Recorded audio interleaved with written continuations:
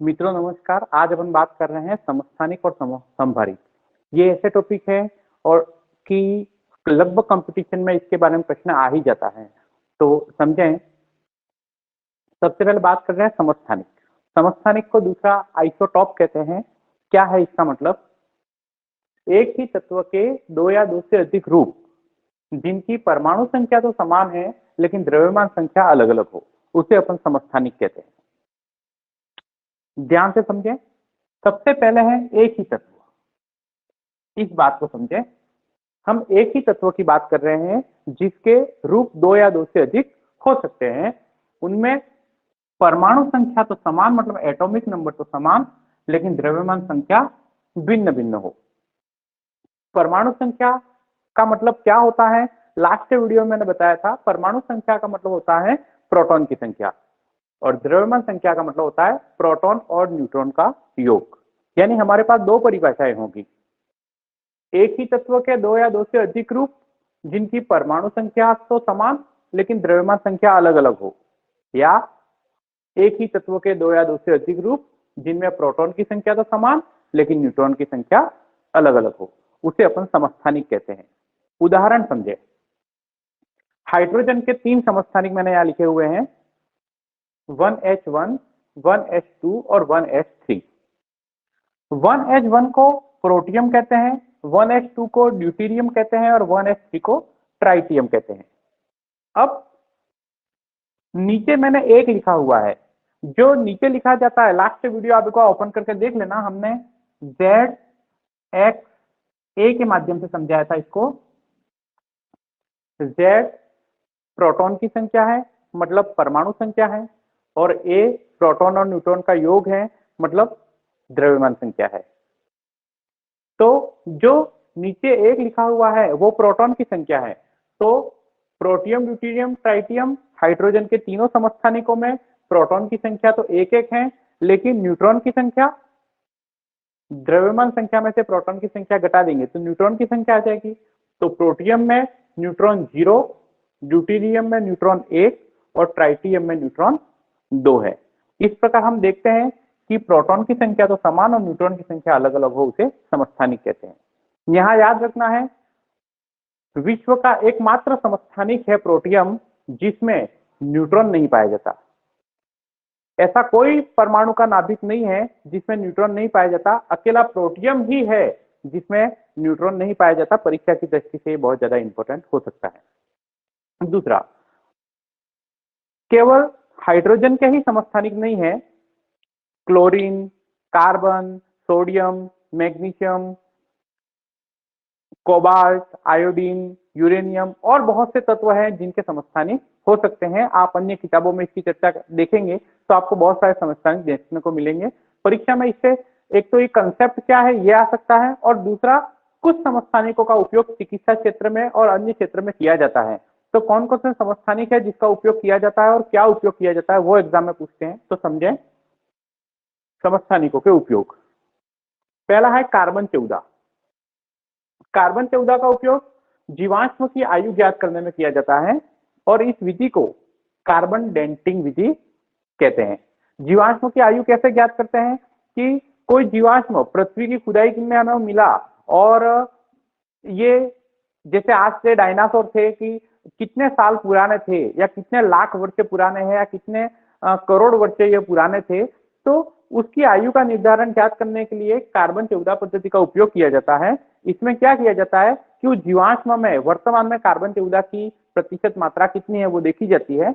उसके आधार पर निर्धारित किया जाता है कि वो वर्तमान से कितना पुराना है। इस विधि को कार्बन डेंटिंग पद्धति कहते हैं। तो जीवाश्मों की आयु ज्ञात करने के लिए कार्बन 14 का उपयोग किया जाता है। दूसरा है Na24, मतलब सोडियम 24। सोडियम 24 का उपयोग शरीर में जो रक्त प्रवाह का वेग मापने में किया जाता है कि रक्त किस स्पीड से शरीर की नलियों में दौड़ रहा है।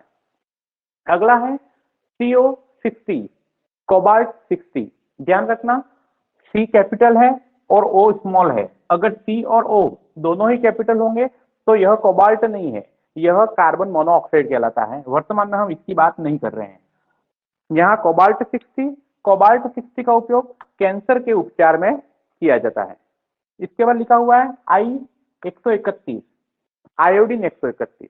आयोडीन 131 का उपयोग हमारे गले में एक ग्रंथि होती है थायराइड ग्रंथि, उससे संबंधित एक बीमारी है जिसका नाम है गलगंड रोग, गेंगा रोग या गोइटर। तो गेंगा रोग के उपचार में आयोडीन 131 का उपयोग किया जाता है। फिर लिखा है U235। यू का मतलब यूरेनियम है।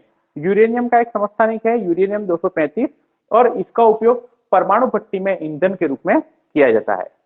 तो इन समस्थानिकों के उपयोग कई बार एग्जाम में आ चुके हैं, तो आप इसको अच्छे से याद कर लें।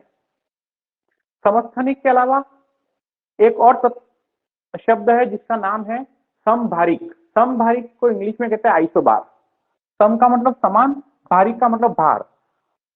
ऐसे दो या दो से अधिक तत्व जिनका भार तो समान हो लेकिन तत्व दोनों अलग है, मतलब प्रोटॉनों की संख्या अलग हो। परिभाषा देखो, दो या दो से अधिक तत्व।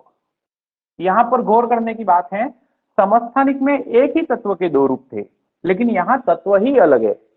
दो या दो से अधिक तत्व जिनकी परमाणु संख्या मतलब एटॉमिक नंबर तो अलग है लेकिन द्रव्यमान संख्या जो है वो समान है, एटॉमिक मास समान है।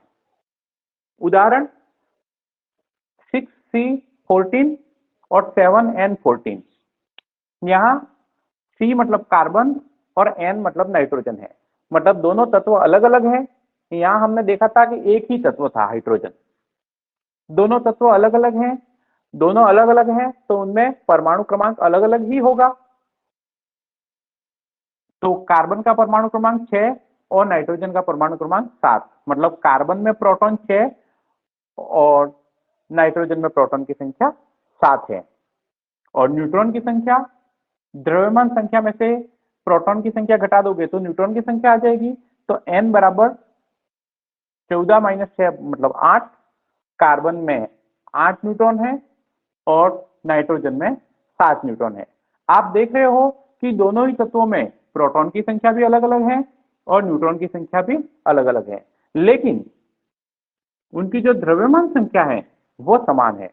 तो ऐसे तत्व जिनमें परमाणु संख्या तो अलग अलग लेकिन द्रव्यमान संख्या समान होती है उसे अपन समभारिक कहते हैं। दूसरा उदाहरण देखें, 11Na24 और 12Mg24। सोडियम और मैग्नीशियम दोनों तत्व अलग है। प्रोटॉनों की संख्या सोडियम में 11 और मैग्नीशियम में 12 है। न्यूट्रॉन की संख्या 24 में से 11 गए तो 13 और मैग्नीशियम में न्यूट्रॉन की संख्या 24 में से 12 गए तो 12। इस प्रकार प्रोटॉन की संख्या भी दोनों में भिन्न, न्यूट्रॉन की संख्या भी दोनों में भिन्न, लेकिन उनका जो द्रव्यमान है, परमाणु द्रव्यमान जो है वो या द्रव्यमान संख्या जो है वो बराबर बराबर है। तो दो या दो से अधिक तत्व जिनमें द्रव्यमान संख्या समान लेकिन परमाणु क्रमांक अलग अलग होता है उसे समभारिक कहते हैं।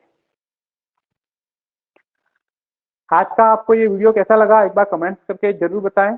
और दूसरा, कल एक कमेंट आया था किसी साथी का कि उन्होंने कहा था कि आप रीट का सिलेबस पूरा करवाओगे क्या। तो मैं आपको बता दूं कि जितनी भी भर्तियां आ रही हैं उनमें जनरल साइंस के जितने भी टॉपिक हैं वो मैं आपको अगले 45 दिनों में पूरे वीडियो जारी हो जाएंगे और पूरे वीडियो जारी मैं यहाँ से अपलोड कर दूंगा जो बिल्कुल निःशुल्क है। आप निश्चिंत रहें। आपको रोज का 10 या 15 मिनट ही का ही समय देना है जिसमें मैं रोज के 1 या 2 वीडियो अपलोड करूंगा। उन 15-20 मिनट रोज के देने से आपके जनरल साइंस की हर क्वेरी पूरी हो जाएगी, उसकी गारंटी मेरी है। धन्यवाद।